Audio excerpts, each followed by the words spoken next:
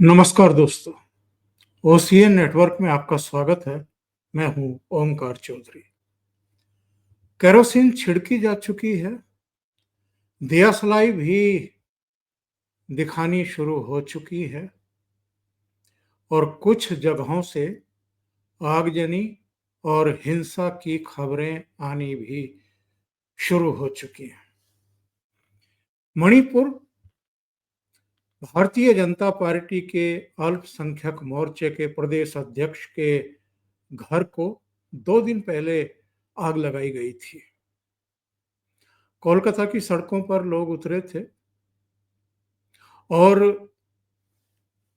8 अप्रैल को यानी मंगलवार को मुर्शिदाबाद में आगजनी की घटना हुई, पत्थरबाजी की घटना हुई। पुलिस को लाठीचार्ज करना पड़ा, आंसू गैस के गोले छोड़ने पड़े, लेकिन तब तक वो लोग पुलिस समेत कई व्हीकल्स में आग लगा चुके थे और उसके चित्र जो हैं वो हमारे पास हैं। इनको आप देख सकते हैं, जो मुर्शिदाबाद में शुरुआत कर दी गई है। कई चित्र आए हैं, उनको हम सिलसिलेवार आपको दिखा भी देते हैं। ये मुर्शिदाबाद में जो सड़कों पर लोग उतरे थे, ये उसके चित्र हैं। जम्मू कश्मीर विधानसभा में लगातार दूसरे दिन भी हंगामा किया गया और अल्लाहू अकबर और नाराए तदबीर जैसे नारे लगाए गए। इसके जवाब में भारतीय जनता पार्टी के जो एमएलए हैं, उन्होंने भारत माता की जय और वंदे मातरम के भी नारे लगाए।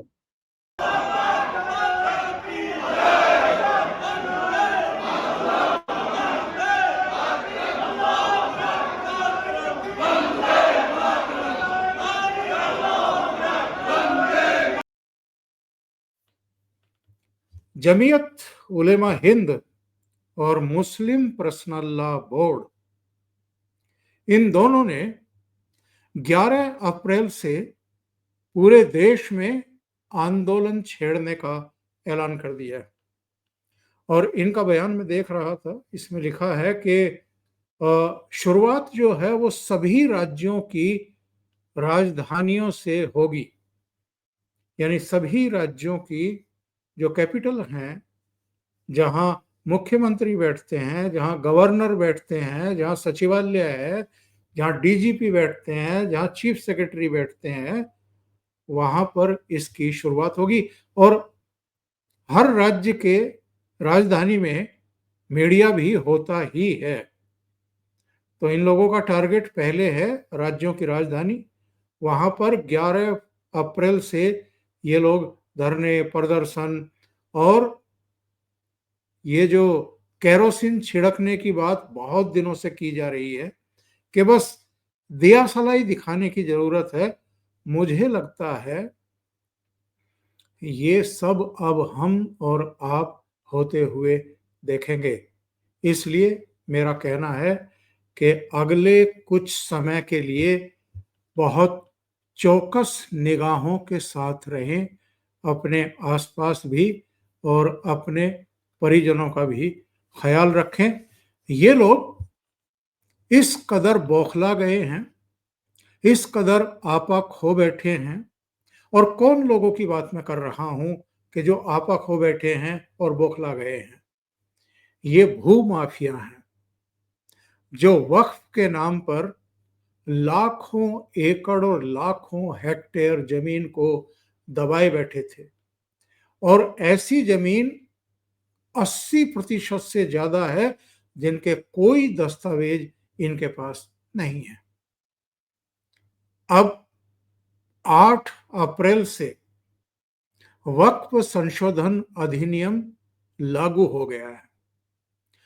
2 अप्रैल को लोकसभा ने पारित किया, 3 अप्रैल को राज्यसभा ने पारित किया, 5 अप्रैल को राष्ट्रपति द्रौपदी मुर्मू की मोहर उस पर लग गई और इसके 2 दिन बाद यानी 8 अप्रैल को जो अल्पसंख्यक मंत्रालय है उसकी तरफ से बाकायदा नोटिफिकेशन जारी हो गया, अधिसूचना जारी हो गई और ये पूरे देश में लागू हो चुका है। उत्तर प्रदेश के मुख्यमंत्री योगी आदित्यनाथ ऑलरेडी आदेश निकाल चुके हैं। सभी जिलों में वक्फ के कब्जे वाली ऐसी जमीनों की, ऐसी संपत्तियों की पैमाइश की जा रही है, पहचान की जा रही है जिनके कोई कागजात इनके पास नहीं है और इन्होंने सेक्शन 40 का बेजा दुरुपयोग करते हुए उन जमीनों को कब्जाया है और जिनकी जमीनें थी उनकी कहीं सुनवाई नहीं हुई है और ऐसी जमीनों में सरकारी जमीनें भी हैं, जबकि ये कहा जाता है कि केवल वो जमीन वक्फ की जा सकती है जिस पर आपका यानी मुसलमानों का निजी यानी प्राइवेटली अधिकार हो, हक हो, आपके नाम वो जमीन हो, उसको आप वक्फ को दान कर सकते हैं। लेकिन कितनी बड़ी धांधली हुई है, ये प्रधानमंत्री नरेंद्र मोदी का भाषण में सुन रहा था और मैं आपको भी उसके कुछ अंश सुनवा देता हूं। उन्होंने 8 तारीख की शाम को ही जो एक समिट था, राइजिंग समिट, उसको संबोधित करते हुए खास तौर से वक्फ बिल का, वक्फ अधिनियम की चर्चा की। 2013 के शैतानी कानूनों का उल्लेख किया और उनका ये मानना है कि 2013 में कांग्रेस के नेतृत्व में यूपीए सरकार ने जो ये शैतानी संशोधन किए थे कानून में, उसी का नतीजा है कि इन लोगों के इतने हौसले बुलंद हुए। और इसकी एक हेडलाइन भी मैं देख रहा था जिसमें इसका उल्लेख किया गया है कि 2013 के वक्फ कानून ने मुस्लिम कट्टरपंथियों और भू माफियाओं के हौसले बुलंद किए। राइजिंग भारत समिट में बोले प्रधानमंत्री नरेंद्र मोदी, और ईसाइयों और गुरुद्वारों की जमीनें भी इस दौरान हड़पी गई हैं।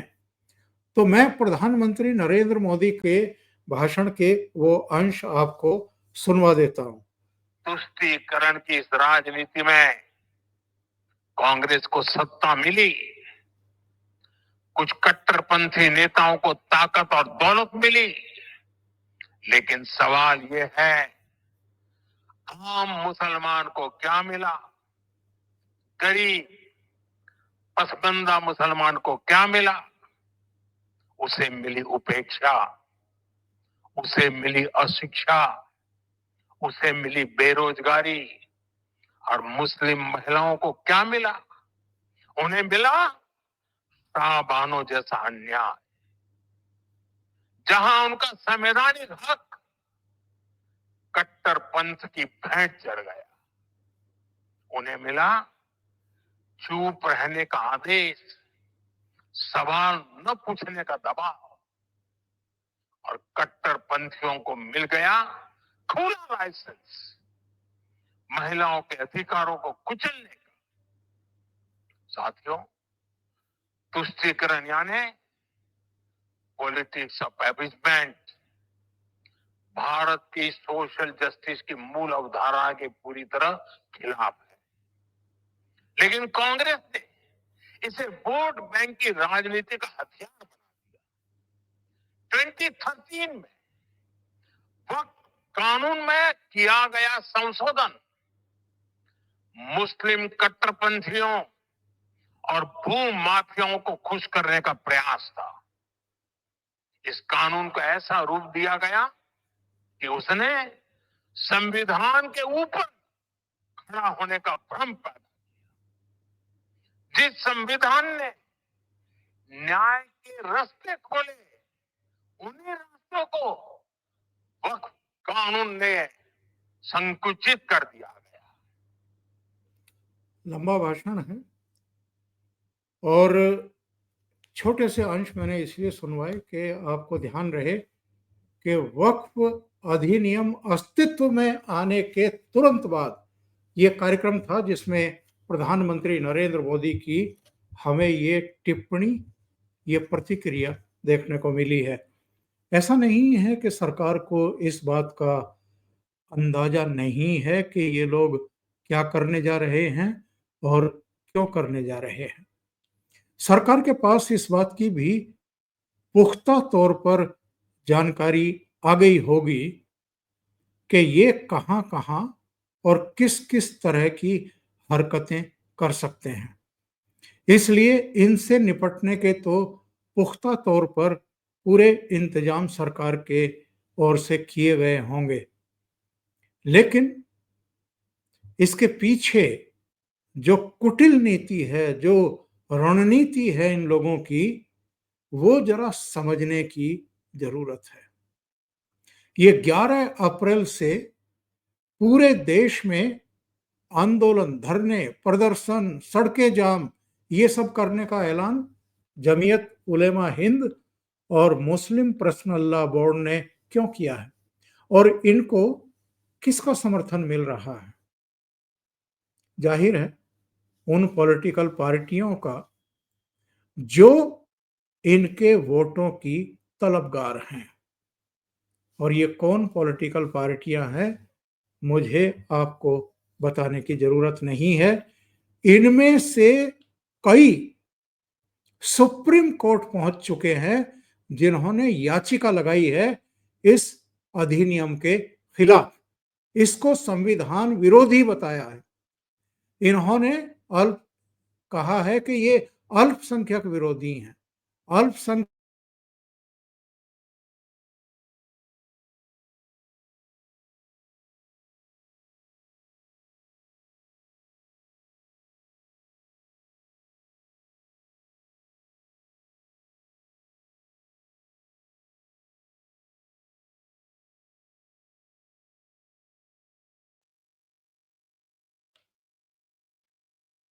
तो ये कह रहे हैं कि ये मुस्लिमों के अधिकारों का दमन किया गया है इस कानून के जरिए। कौन कौन सुप्रीम कोर्ट पहुंचा है याचिकाएं लेकर के? डीएमके की तरफ से याचिका दाखिल की गई है। कांग्रेस के दो लोगों, इमरान प्रतापगढ़ी और मोहम्मद जावेद ने याचिका दाखिल की है। असदुद्दीन ओवैसी की याचिका लगी है। राष्ट्रीय जनता दल यानी लालू यादव की पार्टी के मनोज झा पहुंचे हैं। फैयाज अहमद पहुंचे हैं। आम आदमी पार्टी की तरफ से अमानतुल्लाह खान पहुंचे हैं। जमीयत उलेमा हिंद और मुस्लिम पर्सनल लॉ बोर्ड भी सुप्रीम कोर्ट पहुंचे हैं। और इनके वकील साहिबान कौन हैं? कपिल सिब्बल, अभिषेक मनु सिंघवी और कई दूसरे चेहरे। और कपिल सिब्बल को तो आपने राज्यसभा में भी देखा होगा खड़े होकर के बोलते हुए और इस संशोधन बिल का विरोध करते हुए। और जिस तरह से वो भाषण दे रहे थे उसी से लग रहा था कि वो जमीयत उलेमा हिंद से लेकर के मुस्लिम पर्सनल लॉ बोर्ड और ऐसे तमाम पैरोकारों को संकेत दे रहे हैं कि मैं आपका मुकदमा लड़ने को तैयार हूं। और वही हम होते हुए देख रहे हैं। ये संकेत मिल रहे हैं कि सुप्रीम कोर्ट 15 अप्रैल से इसकी सुनवाई शुरू कर सकती है, इसको सूचीबद्ध कर सकती है। इसलिए मोदी सरकार भी सुप्रीम कोर्ट पहुंच गई है और उसने एक कैवियट दाखिल कर दी है और ये कहा है कि एक तरफा कोई फैसला ना हो, सरकार की सुनी जाए। सरकार को चिंता इस बात की है कि कहीं सुप्रीम कोर्ट इस पर स्टे ना कर दें, क्योंकि सुप्रीम कोर्ट का जो रिकॉर्ड रहा है, आप जरा याद करिए, वो जो 13 महीने का यहाँ पर तथाकथित किसान आंदोलन आयोजित किया गया था और उसमें कौन कौन ताकतें थी, उनका नाम मुझे बताने की जरूरत नहीं है, आप सब परिचित हैं अच्छे तरीके से। उस पर भी सुनवाई करते हुए सुप्रीम कोर्ट ने पहला काम क्या किया था? 3 कृषि कानूनों को पेंडिंग डाल दिया था और उसके बाद वो पेंडिंग ही पड़े रहे। जब प्रधानमंत्री नरेंद्र मोदी ने देखा कि सुप्रीम कोर्ट तो उनको पेंडिंग डाल करके भूल ही गई है, तो उन्होंने उन 3 कृषि कानूनों को वापस लेने का ही ऐलान कर दिया। तो सबसे बड़ा खतरा ये है कि सुप्रीम कोर्ट कहीं एक तरफा इनकी इतनी याचिकाएं देख करके, और चूंकि 11 अप्रैल से ये देश भर में आंदोलन, धरने, प्रदर्शन और पत्थरबाजी, आगजनी ये सब क्रम भी शुरू करने वाले हैं, और ये सब क्यों किया जा रहा है? ताकि सुप्रीम कोर्ट पर एक प्रेशर बिल्डअप किया जा सके। ये इनकी कुटिल नीति है और रणनीति है, और इसमें केवल ये जमीयत और आपके मुस्लिम पर्सनल लॉ बोर्ड के आह्वान पर ये लोग नहीं होंगे, ये पॉलिटिकल पार्टियों के वर्कर भी होंगे और हर तरह के लोग आग में घी डालने का काम करेंगे, अपने हाथ सेकने का काम करेंगे। तो ये जो एक देश को अराजकता की आग में झोंकने की साजिश रची जा रही है, तैयारी की जा रही है, इसी के लिए मैंने कहा था कि इससे चौकस रहने की जरूरत है, और दूसरे आसपास क्या हो रहा है इसको लेकर के भी थोड़ा सा जागरूक और सतर्क रहने की जरूरत है। जरा याद करिए, जब राजीव गांधी प्रधानमंत्री थे, एक शाहबानो केस हुआ था। मैं कांग्रेस की जो बदनीयती है, कांग्रेस की जो तुष्टीकरण की राजनीति है, उसके बारे में आपको अवगत कराना चाहता हूं। वैसे तो आप सब परिचित हैं, कोई दबी छिपी बात नहीं है। शाहबानो केस में सुप्रीम कोर्ट ने एक फैसला दिया था उसको गुजारा भत्ता देने का, और कट्टरपंथियों का उस समय कांग्रेस के ऊपर इतना जबरदस्त दबाव बना, और राजीव गांधी, जिनको 1984 में इंदिरा गांधी की हत्या के बाद ऐतिहासिक बहुमत मिला था, 400 से अधिक सीटें मिली थी, वो इन कट्टरपंथियों के दबाव में आ गए और उन्होंने संसद से कानून में ही संशोधन कर दिया, और जो सुप्रीम कोर्ट का शाहबानो को मुआवजा देने का आदेश पारित किया था उसको बदल दिया।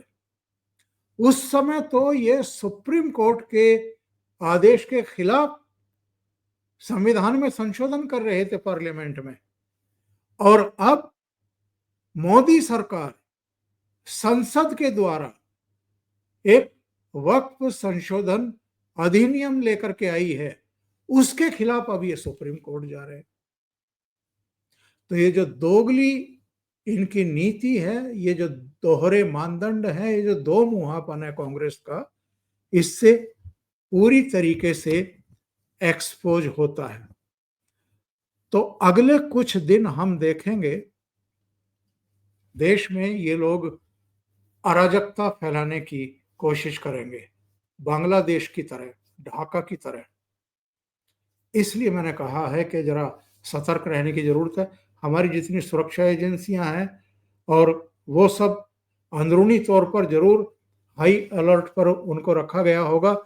और मैं पहले भी अपने प्रोग्राम में कह चुका हूं कि इस समय 15 राज्यों में तो भारतीय जनता पार्टी की ही सरकार है, भारतीय जनता पार्टी के ही मुख्यमंत्री हैं। वहां का पुलिस, वहां का प्रशासन, वहां का शासन, वहां की खुफिया एजेंसियां, सब कुछ, सारी सूचनाएं ऊपर तक पहुंचा रही हैं, यानी मुख्यमंत्री तक पहुंचा रही हैं, और उनके जरिए वो सेंटर को मिल रही होंगी, गृह मंत्रालय को मिल रही होंगी। और इसके अलावा 6-7 राज्यों में जो भारतीय जनता पार्टी के सहयोगी दल हैं, एनडीए के सहयोगी दल हैं, उनकी सरकारें हैं। तो 21-22 राज्यों में, तो लेह लद्दाख को भी ले लें, जहां राष्ट्रपति शासन है, केंद्र के अधीन है, तो वहां भी कुल 22 राज्य ऐसे हैं जहां बीजेपी या उनके सहयोगियों की सरकार है।